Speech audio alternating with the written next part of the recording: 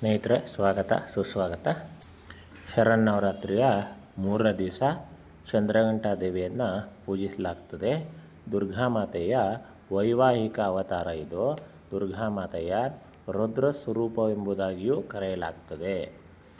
ಹೊಸದಾಗಿ ವಿವಾಹವಾದ ಸ್ವರೂಪವನ್ನು ದುರ್ಗಾಮಾತೆಯು ಚಂದ್ರಘಂಟಾ ರೂಪದಲ್ಲಿ ತೋರಿಸಿದ್ದಾಳೆ. ಪಾರ್ವತೀ ದೇವಿಯು ಕಠಿಣವಾದ ತಪಸ್ಸನ್ನು ಮಾಡಿ ಶಿವನನ್ನು ಮದುವೆಯಾಗುವುದರಲ್ಲಿ ಸಫಲಳಾಗ್ತಾಳೆ.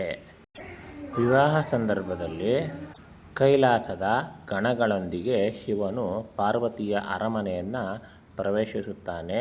ಅತೀ ಭಯಂಕರನಾಗಿ ಕಾಣುತ್ತಿದ್ದ ಶಿವನನ್ನು ನೋಡಿ ಪಾರ್ವತಿಯ ತಾಯಿ ಮೂರ್ಛೆ ಹೋಗ್ತಾಳೆ. ಆಗ ಪಾರ್ವತಿಯು ಚಂದ್ರಘಂಟಾ ರೂಪದಲ್ಲಿ ಶಿವನ ಮುಂದೆ ಪ್ರತ್ಯಕ್ಷಳಾಗಿ ರಾಜಕುಮಾರನ ರೂಪ ತಾಳಬೇಕಾಗಿ ವಿನಂತಿಸಿಕೊಳ್ಳುತ್ತಾಳೆ. ಶಿವನು ಸುಂದರ ವರನ ರೂಪವನ್ನು ತಾಳಿದ ನಂತರ ಶಿವನೊಂದಿಗೆ ಪಾರ್ವತಿಯ ವಿವಾಹ ಎನ್ನುವಂಥದ್ದು ನೆರವೇರುತ್ತದೆ.